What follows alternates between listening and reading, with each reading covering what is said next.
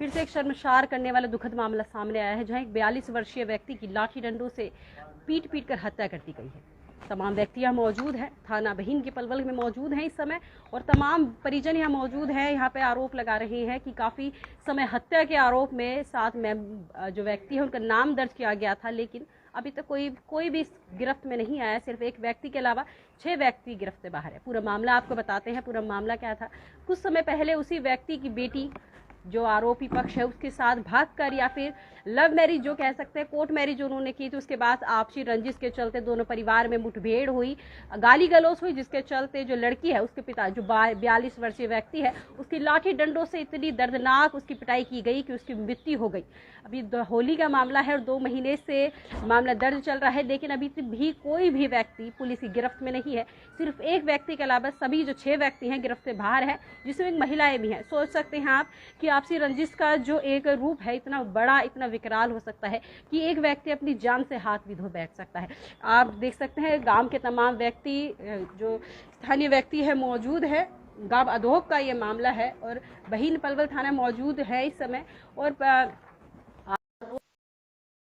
कि काफी समय बीत जाने के बाद भी अभी भी किसी भी व्यक्ति की गिरफ्तारी नहीं हुई है। आपको बता दें कि 302 का जो मामला है, 302 धारा है वो भी लग चुकी है। आप समझ सकते हैं कि किसी परिवार में अगर किसी उसकी बेटी चली जाए, हमारी आपसी रंजिश चलती रही। उन्होंने हमारी लड़की को वापस नहीं दिया। हमने कई बार गांव वालों से भी कहा कि हमारी लड़की को वापस दिला दो, और लेकिन उन्होंने हमारी कोई सुनाई नहीं की। उसके बाद हमारे भाई को होली वाले दिन, धुलेंडी वाले दिन उन्होंने रास्ते में घेर करके और लाठी डंडों से उनके सिर पर चोट मार दी, हाथ पैर भी तोड़ दिए थे।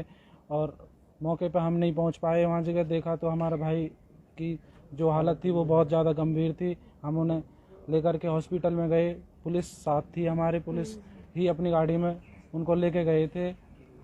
उनकी MLR हतीन में कटाई थी। उसके बाद उन्होंने रेफ़र कर दिया पलवल से रेफ़र नूह कर दिया। वहाँ भी उन्होंने एडमिट नहीं किया। फिर दिल्ली के लिए सफदरजंग में उनको रेफ़र कर दिया था। 12 दिन इलाज के दौरान उनकी मृत्यु हो गई, लेकिन अभी हमें कोई भी न्याय नहीं मिला है। हमारे जो मुलजिम हैं वो फरार ढूंढ रहे हैं, केवल एक ही, वो भी हमने अपनी जान माल पर हमला कर रिस्क लेकर के उन्हें एक को गिरफ्तार कराया है। क्या स्थानीय जो पुलिस है इसमें सहयोग आपका कर रही है? क्या उस समय जब लड़ाई हुई तो आपने कॉल करके पुलिस को बुलाया था? हाँ जी, पहले हमने बुलाया था तो मौके पर पुलिस वहाँ पर पहुँच चुकी थी। 2 महीने बीत चुके हैं, अभी तक किस तरह का आश्वासन मिला है? कोई व्यक्ति गिरफ्त में आया है? केवल एक व्यक्ति गिरफ्त में आया जी। क्या स्थानीय लोगों से, आसपास के लोगों से क्या सूचना मिल रही है कि कहाँ वो व्यक्ति हैं, फरार चल रहे हैं कुछ आप तक, या फिर पुलिस किस तरह की कार्रवाई उन लोगों पर अब कर रही है? पुलिस हमको आश्वासन दे देती है कि होगा, लेकिन ऐसा हमें अभी कुछ भी नहीं हुआ है। एक दिन कई दफ़ा हमने बताया है कि वहाँ पर मुलजिम हैं, लेकिन वहाँ पहुँचने में ढील भर देती है या वो वहाँ से फरार हो जाते हैं। आपको पता होती है कि जो अपराधी है वो वहाँ पर है, और आप जब तक सूचित करते हैं वो निकल चुके होते हैं वहाँ से। तो अब क्या लगता है कि 2 महीने बीत चुके हैं, अब किस तरह का आज सभी स्थानीय लोग इकट्ठा होकर आए हैं, क्या लगता है आगे? अलग अलग गाँव से हमने अपनी बरादरी इकट्ठी की है जी, और हमें अभी तक कोई न्याय नहीं मिला है। कोई न्याय नहीं मिला जी।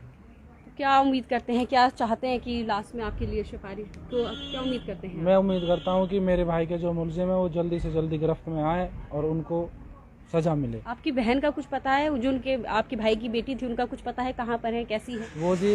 हमको उनका कुछ ऐसा खास पता नहीं है, कहाँ पे है कहाँ नहीं है। वो हम उनसे कोई लेन देन नहीं है हमें। वो हमको धमकी देते हैं, अगर आपने कुछ हमसे कहा तो हम आपको और भी मार सकते हैं। एक मरा है और मार सकते हैं। हाँ। तो आपने देखा कि एक तो बेटी घर से चली गई, उसके बाद जो भाई है उसकी मृत्यु हो गई, और किस तरह उस लड़ाई, छोटी सी लड़ाई ने एक बड़ी मुठभेड़ का जो रूप है वो ले लिया, और इनके जो घर के व्यक्ति की जान है वो चली गई। आप देख सकते हैं कि यहाँ पर अपने जो व्यक्ति हैं सभी इकट्ठा सहयोग में भी आई हुई हैं। मैडम क्या नाम है आपका? मेरा नाम दया रानी है जी। दया रानी जी, क्या लगता है आज इनके आश्वासन है, आप आई हैं, इनके सहयोग? देखो जी, मैं आज आई हूँ, आईओ साहब से मिली हूँ। 2 महीने के बाद कोई गरीब लोगों की किसी ने सुनाई नहीं की है, तो आज मैं साहब से मिली हूँ। साहब ने आश्वासन दे रहे हैं पूरे समाज को। अब भाई 7 दिन तो बहुत है, 2-4 दिन में ही। क्या 2 महीने में आश्वासन नहीं मिला? ऐसा है जी, ये बेचारा गरीब का कोई है आज की दुनिया में? कानून तो सबके लिए बराबर है, लेकिन कानून करने वाले भी तो बराबर होने चाहिए। कानून लेने वाले भी तो बराबर आप होने चाहिए। सहयोग इनका कर रही है, मदद करी, कहाँ लग रहा है, कहाँ ढिलाई जो है इस केस में बरती गई? देखो जी, ऐसा है कि यहाँ बड़े बड़े पंच आए होंगे, ठीक है, पैसे वाले आए होंगे, लेकिन हमें पैसे वाले अंदर पंचों से कोई लेना देना नहीं है। हम कहते हैं इस गरीब लोगों को, इस गरीब के समाज को न्याय मिलना चाहिए। इनके साथ अत्याचार हो रहा है और बहुत ज्यादा हुआ। 2 महीने में आज तक इनका कोई भी तसल्ली जवाब नहीं था। 2 महीने बीत जाने के बाद अब 1 सप्ताह यानी कि 7 दिन का जो समय है वो हाँ, मिला है। आयो साहब कह रहे हैं हम 7 दिन तो बहुत है मैडम, 4-5 दिन में ही हम उनको सबको धर पटकेंगे चलिए और न्याय दिलवाएंगे समाज को। चलिए, ये जो बात है कि गरीब को इंसाफ नहीं मिलता, गरीब की कोई सुनता नहीं है, देखते हैं कि क्या है बात, कहाँ तक धरातल पर सत्य होती है, क्योंकि आईओ साहब ने आज इन्हें आश्वासन दिया है। इनसे बात करते हैं कि मुकेश जी, सर आज गाँव के सभी लोग आए हैं, किस तरह का इन्हें आश्वासन दिया है, क्योंकि 2 महीने के बीत जाने के बाद भी आज आपने इनकी संतावना बांधी है, तो क्या कहेंगे? देखो, होली वाले दिन 18/3 को झगड़ा हुआ था, उसके बाद में कंटिन्यू ट्रीटमेंट पे चल रहा था मजरूफ भरतलाल जी, और 29/3 को एक्सपायर ड्यू टू इंजरी हुआ है वो सफदरजंग हॉस्पिटल दिल्ली के अंदर। जी, 29 तारीख को एक्सपायर होने के बाद का अंतिम संस्कार कराया गया उसका। फिर एक मुलजिम जो मेन मुलजिम है जिसने डायरेक्टली अटैक किया था उसको गिरफ्तार कर लिया गया है। बाकी 4-5 आदमियों के नाम और है, वो उसी दिन से ही अपनी रिश्तेदारियों में भागे फिर रहे हैं। हम भी बार बार रेड कर रहे हैं उनको, ज़्यादा से ज़्यादा। अब उनके नंबर को बार बार अपने नंबर भी चेंज कर रहे हैं, बड़े मास्टर हैं, नंबर भी अपने मोबाइल नंबर भी चेंज कर रहे हैं वो। तो उनके नंबर जो है वो पैरेलल पे लगाए गए हैं। उनको 4-5 दिन के अंदर हम जल्दी ही गिरफ्तार कर लेंगे। उनमें एक होमगार्ड भी हरियाणा में लगा हुआ है, पलवल में ही है अपने डिस्ट्रिक्ट के अंदर, वो उनका मास्टरमाइंड है, वो सभी उसी के साथ हैं वो। तो अब आए हैं लोग, मिले हैं गांव के, तो ये भी कह रहे हैं कुछ लोग जी ये निर्दोष है, लेकिन उसका ऐसा कुछ नहीं है, वो सारे दोषी हैं वो।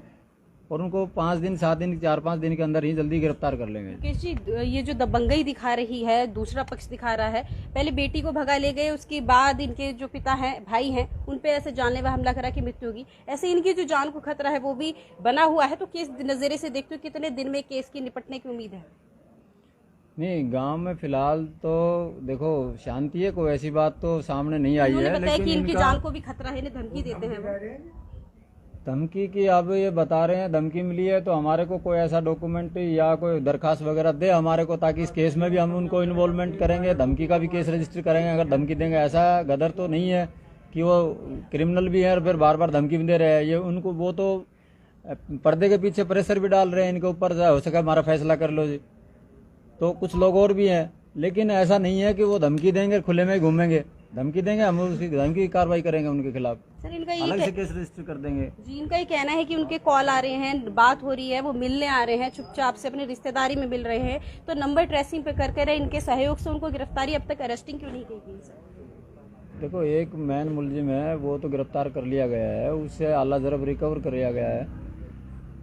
जो है इनके रिश्तेदारी यूपी वगैरह में भी हैं, ये बाहर गए हुए हैं और इनको जल्दी ही गिरफ्तार कर लेंगे। बार बार अपने नंबर चेंज कर रहे हैं, इस वजह से थोड़ी दिक्कत भी आ रही है हमारे को। तो इन्होंने कल भी आए थे हमारे पास ही, कल भी 2-3 नंबर और दिए हैं।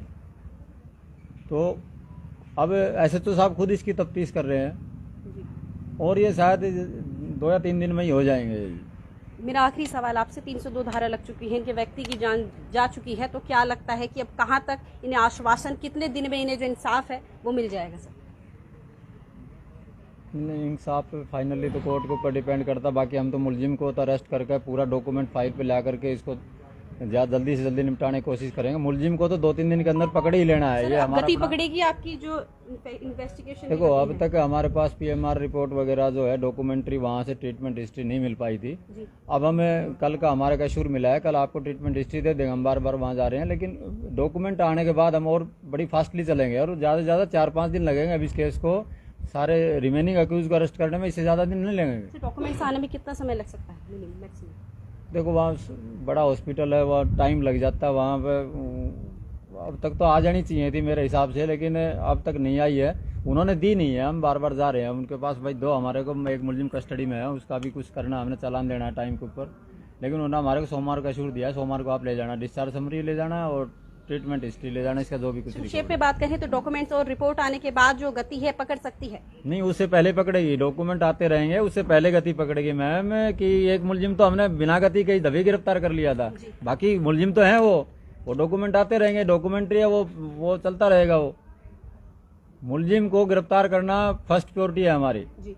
और ज्यादा से ज्यादा 4 या 5 दिन लगेंगे, वो उनको हम गिरफ्तार कर लेंगे। 4 या 5 दिन। चलिए सर, बहुत बहुत धन्यवाद। 4 या 5 दिन का इन्होंने जो समय है वो लिया है, ज्यादा से ज्यादा 1 हफ्ता खींचने की बात कर रहे हैं। अब देखना ये होगा कि इनकी जो बात है गरीब को इंसाफ मिलने वाली, क्या वो मिलेगा नहीं मिलेगा, क्योंकि अभी एक ही जो व्यक्ति है गिरफ्त में आया है, बाकी जो 6 व्यक्ति जिसमें महिलाएं भी हैं वो गिरफ्त से बाहर है। अब देखना ये होगा कि 1 हफ्ते के बाद या 5 दिन के बाद जो आईओ साहब ने जैसे बताया कि रिपोर्ट आने के बाद चीजों को और अमल में लाई जाएगी, कार्रवाई में जो है जो उसमें और गति पकड़ेगी और मजबूती जो है रिपोर्ट आने के बाद जो है मिलेगी। आप देख सकते हैं कि यहाँ पर व्यक्ति मौजूद है और इस समय मौजूद हूँ मैं थाना बहिन पलवल के मौजूद हूँ, और जो तमाम जो लोग हैं स्थानीय लोग इस केस को लेकर थाने में आई हैं और आईओ साहब ने उन्हें आश्वासन दिया है, आश्वासन उनका हौसला बांधा है कि किस तरह आगे की जो कार्रवाई है अमल में लाई जाएगी। अब देखना ये होगा कि 5 दिन बाद किस तरह की इनकी कार्रवाई होती है, उन्हें इंसाफ मिल पाता है नहीं। मेरे साथ बने रहिए अगली कड़ी में, या फिर 5 दिन बाद 1 हफ्ते बाद में दूसरी कड़ी में आपको जरूर जोड़ूंगी और दिखाऊंगी कि क्या कार्रवाई जो है आगे बढ़ी है। मेरे साथ